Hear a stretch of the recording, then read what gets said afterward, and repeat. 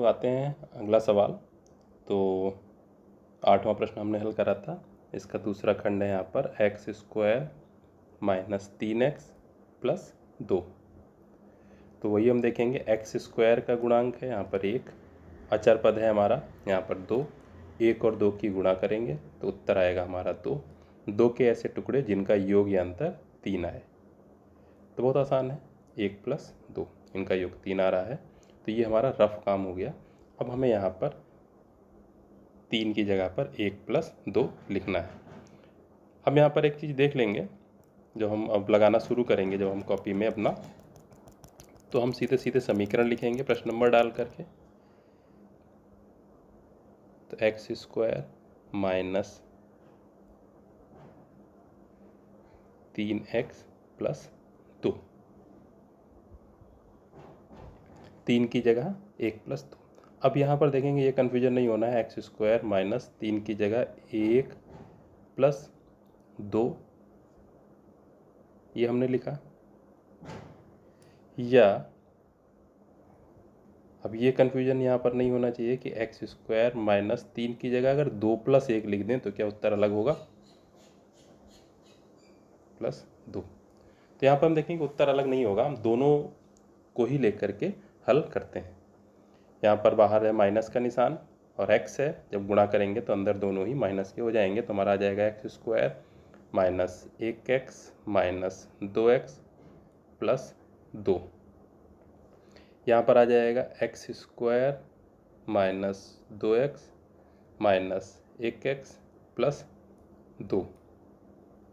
ये शुरू के दो पद, आखिरी के दो पद, शुरू के दो पद, आखिरी के दो पद, इनमें कॉमन। यहाँ पर शुरू के दो पद में x हमारा कॉमन है, तो आ जाएगा x माइनस 1। इनमें हम माइनस 2 कॉमन ले लें, यानी कि भाग। तो माइनस 2 बाहर निकाला तो माइनस 2 बाहर निकालने से x बचेगा, और यहाँ से जब माइनस बाहर निकाला तो 2 से 2 बाहर निकल गया, और प्लस से जब माइनस बाहर निकलेगा तो माइनस का निशान और 1 बचेगा। इसमें हल करें हम, x² माइनस 2x शुरू के दो पद हैं, x हमने कॉमन ले लिया तो हमारा बचा x माइनस 2। इनमें कुछ कॉमन नहीं है, तीसरे चौथे जो पद हैं, तो इसमें माइनस 1 हमने बाहर लिया तो हमारा बचेगा x माइनस 2। अब हम यहाँ पर देखें, दो पद हो गए हमारे, इनमें दोनों में x माइनस 1 वाला ब्रैकेट कॉमन है, तो हमारा क्या क्या बचेगा, x और माइनस 2। यहाँ पर भी हम देखें, यहाँ पर दो पद हमारे हो गए, दोनों में x माइनस 2 कॉमन है, तो x माइनस 2 हमने कॉमन ले लिया, तो हमारा क्या बचेगा, x माइनस 1। तो हमने देखा यहाँ पर कि दोनों से ही हमारा उत्तर जो है एक जैसा निकला। फिर वही है कि यदि अगर पहला ब्रैकेट 0 है, x माइनस 1 0, तो x का मान 1 हो जाएगा। अगर दूसरा ब्रैकेट 0 है, x माइनस 2 0 है, तो x का मान हमारा 2 हो जाएगा। तो यही यहाँ पर हमारे शून्यक हो गए, इसके मूल हो गए 1 और 2। तो इससे कन्फ्यूजन नहीं होना है कि हम जो मान रख रहे हैं 3 का, 1 प्लस 2 रख रहे हैं, ये कि 2 प्लस 1 रख रहे हैं, दोनों में बात एक ही है। अब इसको हम धराचार्य विधि से लगाते हैं x² माइनस 3x प्लस 2 को। तो समीकरण लिख लेंगे, x² माइनस 3x प्लस 2, तुलना करेंगे ax² plus bx plus c से, तो हमारा a का मान आ जाएगा 1, b का मान आ जाएगा -3, c का मान आ जाएगा 2।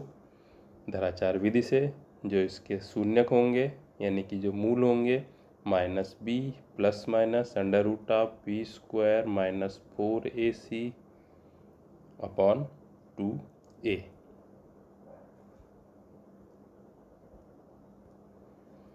मान रखेंगे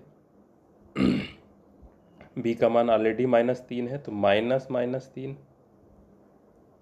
प्लस माइनस √(-3 का वर्ग माइनस 4, a का मान 1, c का मान 2, गुणे 1 गुणे 2 अपॉन 2 इंटू 3 जो हो जाएगा हमारा +3 आ जाएगा, प्लस माइनस √(-3 का वर्ग 9 माइनस 4 गुणे 1 गुणे 2, 4 दूनी 8 हो जाएगा अपॉन 2। तो आ जाएगा 3 प्लस माइनस 9 में से 8 गया 1 का वर्गमूल भी 1 ही होगा। 3 प्लस माइनस 1/2। एक बार जोड़ देना है, एक बार घटा देना है। तो एक बार जोड़ेंगे तो 3 प्लस 1/2, घटा देंगे तो 3 माइनस 1/2। तो 3 और 1 4, 4/2 यानी कि 2। 3 में से 1 घटाया तो 2/2 यानी कि 1। तो एक मूल 1 आ गया, एक मूल 2 आ गया। तो ये इसके दोनों तरीके हो गए इस तरह से।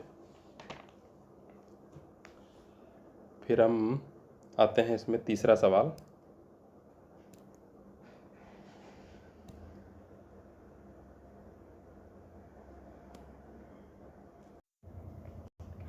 तो हमारा जो अगला प्रश्न नंबर 8 में तीसरा पार्ट था, x² माइनस एक्स माइनस 30। अब 30 के हम यहाँ पर टुकड़े करें गुणनखंड, तो 1 गुणे 30, 2 गुणे 15, 2 15 में 30, 3 गुणे 10, 3 नामन 30, 4 से भाग होगी नहीं, 5 से भाग हो जाएगी, 5 गुणे 6, 5 छक्का 30। और 5 के आगे जैसे ही हम आएंगे 6, 6 पंचे 30, तो हमारा रिपीट हो चुका है। 7 से होगी नहीं, 8 से होगी नहीं, 9 से नहीं, 10, 10 तियाँ 30, तो हमारा रिपीट हो चुका है। यानी कि अब हम वापस उन्हीं टुकड़ों पर आएंगे, यानी हमारे यहाँ पर सिर्फ जो है ये 4 ही यहाँ पर गुणनखंड हुए इसके। x² का गुणांक यहाँ पर 1 था, चर पद 30 था, 1 और 30 की गुणा करने से हमारा उत्तर 30 आया। तो 30 के हमारे यहाँ गुणनखंड यहाँ पर होने। अब कैसे गुणनखंड होने, यहाँ पर हम बीच वाला x वाला पद देखेंगे तो इसका गुणांक है हमारा 1। तो ऐसे टुकड़े जिनका योग या अंतर 1 आए। 30 1 में योग हो जाएगा 31 और अंतर हो जाएगा 29। 15 2 में योग हो जाएगा 17, अंतर हो जाएगा 13। 3 10 में योग हो जाएगा 13, अंतर हो जाएगा 7। 5 और 6 में योग हो जाएगा 11, अंतर हो जाएगा 1। तो 5 और 6 से हमारा अंतर जो है 1 आ रहा है। यानी कि 6 माइनस अगर 5 करते हैं तो इसका मान 1 आएगा। तो यही यहाँ पर हमें रखना है। तो ये सारा काम जो है हमारा ये रफ वर्क हो गया। अब हम इसको हल कर लेंगे।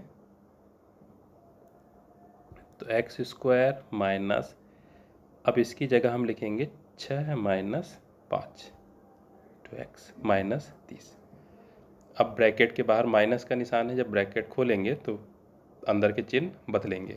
तो x², 6 जो है हमारा माइनस का हो जाएगा और 5 पहले से माइनस का था, बाहर भी माइनस है तो ये प्लस का हो जाएगा, 5x माइनस 30। अब हमारे यहाँ पर 2 2 पद बन गए।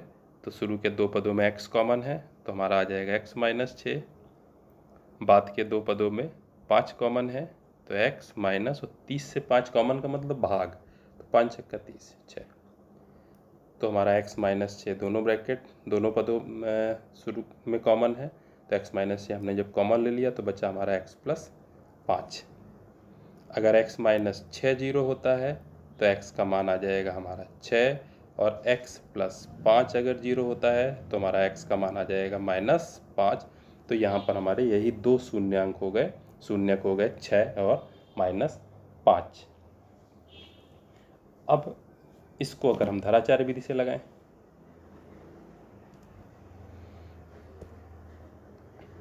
तो x² माइनस x माइनस 30, तुलना करेंगे ax² plus bx plus c। अब इसको लिखने का फ़ायदा ये होगा कि जितनी बार हम लिखेंगे उतनी बार हमारी प्रैक्टिस हो जाती है, बहुत अच्छे से याद हो जाएगा। तो a का मान हमारा आएगा 1, b का मान आएगा हमारा -1, c का मान आएगा हमारा -30। चिन्हों का जरूर याद रखेंगे हम, अगर 30 कर देंगे तो हमारा गड़बड़ हो जाएगा। फिर धराचार विधि से वही मूल का सूत्र कि अगर 2 मूल हैं इसके अल्फ़ा बीटा तो -b plus minus √b² minus 4ac upon 2a। एक याद रखेंगे कि ये वर्गमूल का निशान है तो पूरे पर है, तो इसको हम लास्ट तक ले जाएंगे और बटे की लाइन भी, यही छोटी छोटी चीज़ें ध्यान रखेंगे। तो -b का मान -1 है तो -1 प्लस माइनस b की घात 2 यानी कि -1 की घात 2 माइनस 4ac 4 गुणे 1 और गुणे -30 अपॉन 2 गुणे 1। माइनस माइनस 1 हो जाएगा, प्लस माइनस वर्गमूल 1 का स्क्वायर 1। अब यहाँ पर देखेंगे -4 1 और -3, तो माइनस माइनस की गुणा पहले निशानों निशानों गुणा कर लेंगे प्लस, और 4 और 30 की गुणा करेंगे तो 120/2। तो 1 plus minus under root of 121/2। 121 का वर्गमूल हमको आना चाहिए, 11 गिरे में 121 तो 11 आ जाता है। तो 1 प्लस माइनस 11/2। 1 प्लस माइनस 11/2 यानी कि एक बार 1 और 11 को जोड़ के बटे 2 कर देंगे, एक बार 1 और 11 को हम घटा के बटे 2 कर देंगे। तो जब जोड़ेंगे तो 11 और 1 12 हो गए, तो 12/2 यानी 6। घटाएंगे तो 1 में से 11 घटा -10, -10/2 यानी कि -5। तो ये इसके 2 मूल हो गए यहाँ पर। इसको लगाते कैसे हैं ये भी देख लेंगे। यहाँ पर 1 प्लस माइनस 11/2 था, तो प्लस चिन्ह लेने पर एक मूल या एक शून्यक हो जाएगा 1 प्लस 11/2 यानी कि 12/2 यानी कि 6। फिर लिखेंगे माइनस चिन्ह लेने पर दूसरा शून्यक बराबर 1 माइनस 11/2 बराबर -10/2 बराबर -5। फिर यहाँ पर जो प्रश्न में पूछ रहा था कि निम्नलिखित बहुपदों के शून्य ज्ञात कीजिए, तो नीचे हम पूरी भाषा अगर लिख दें तो ज़्यादा अच्छा रहेगा। यहाँ पर कि समीकरण x² - x -30 के 2 शून्य क्रमशः 6 और -5 हैं। क्रमशः शब्द लिखने की ज़रूरत नहीं है, 6 और -5 हैं। तो इस तरह से जो है हमारा ये हो जाएगा। ठीक है, फिर इसका जो प्रश्न अगला प्रश्न है उसके लिए हम अगले वीडियो में मिलते हैं।